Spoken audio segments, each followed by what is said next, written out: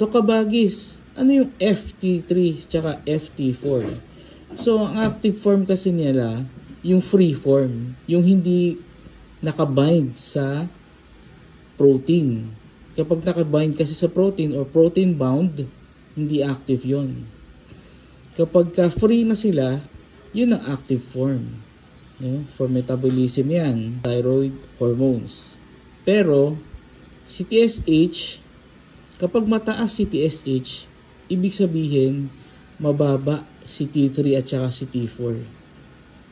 Ulit, kapag mababa si T3 at saka T4, kailangan tumaas ni TSH. Sasabihin niya kasi sa thyroid gland, mababa si T3 at saka T4. Yun yung trabaho ni TSH. Ngayon, kapag naman mataas si T3 tsaka si T4, bababa ngayon si TSH. Kasi sapat na si T3 tsaka si T4 sa blood. That's all for today mga kabagis. Thank you for watching.